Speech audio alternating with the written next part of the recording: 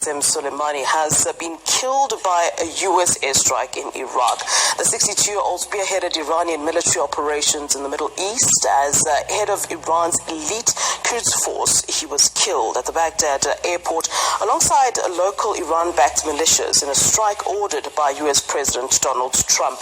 Well, Iranian Foreign Minister Mohammad Javad Zarif has described the U.S.'s killing of Iran's Revolutionary Guard elite Quds force leader General Qasem Soleimani as extremely dangerous and a foolish escalation. For more on this, we're now joined in our studio by Syed Husseini, who is a commentator on Middle Eastern affairs. A very good morning to you, and thank you so very much, sir, for joining us this morning. All right, this meeting to be held now, Iran is holding a meeting with the top security body. Should the U.S. be worried? I mean, there are already talks, and of course this is the first thing you think is retaliatory attacks. There are already talks and questions by several pundits about where Iran could retaliate. Some suggestions include the Gulf states, including U.S. bases, some saying Gulf waters, for example, tanks and U.S. ships. What's your stance in terms of where the U.S. should be at this point? Should they be worried? Well, of course, they have opened a can of worms, and I think Trump has made the biggest mistake of its life and also the history of America. I think another scenario worse than Vietnam is waiting for the United States.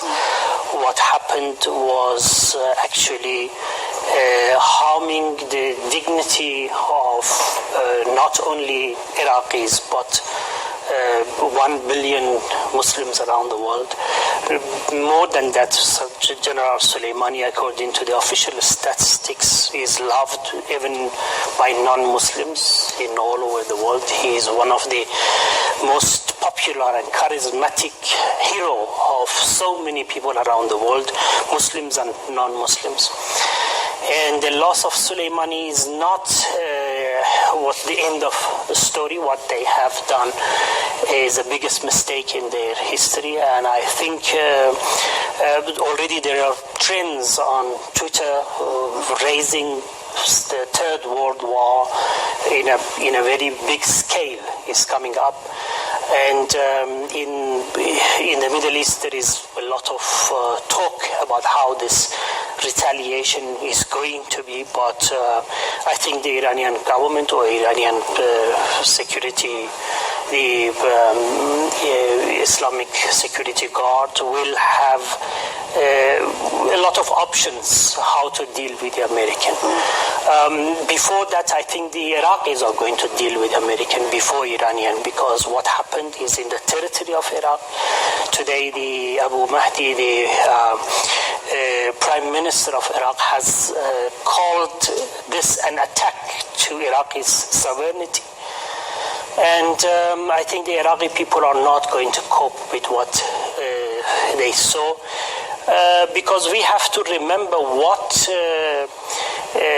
Popular Mobilization Force has did for Iraqis. We should not remember the days that the ISIS, which is, by the way, made by United States, supported by United States. That's actually where I wanted to go. Pardon me just to interject here. Yes. Pardon me. I just want to say, in terms of ISIS, he had been seen as, one of the more powerful military leaders who were sort of effective in fighting ISIS. So what does that then say about the relationship of the U.S. with ISIS? Because, an enemy of my enemy is my friend, isn't it? Well, if you look at the history of ISIS and the confessions which has been made by Hillary Clinton when she was the foreign minister, and Trump himself when there was election time and he was fighting against his opponent Hillary Clinton, he was saying that we in the United States, we created ISIS. It's not something that that somebody else is going to say. It is the American administration who confessed that ISIS is made by them. And also the reason for that has been also offered by Hillary Clinton, a force which is funded by them, made by them, and giving them money, giving them any type of weapon that you think of, has been actually removed from Iraq by General Soleimani. Also, we have to remember that 2-3 years ago, the ISIS was in the border of Baghdad, the capital. They were about to capture the whole capital city of Iraq.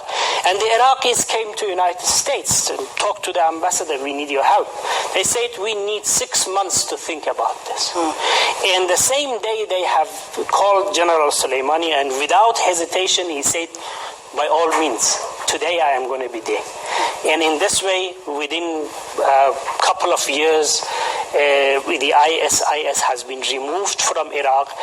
And I think the Americans are taking revenge of ISIS, losing the ISIS power from General Soleimani and from Hadi al-Amiri. Tomorrow there will be, I think, the biggest funeral of history in Iraq. And when the body of General Soleimani is taken to Iran, I think it's going to be the largest ever funeral of history in Iran after the demise of Ayatollah Khomeini. When he passed away, we had 4 million people that time. We are expecting over 10 million on the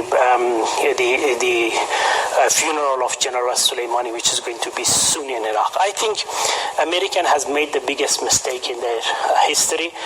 And if this is not going to be the beginning of Third World War, to me it is going to be a beginning to an end for American presence in the region and American superiority to be broken.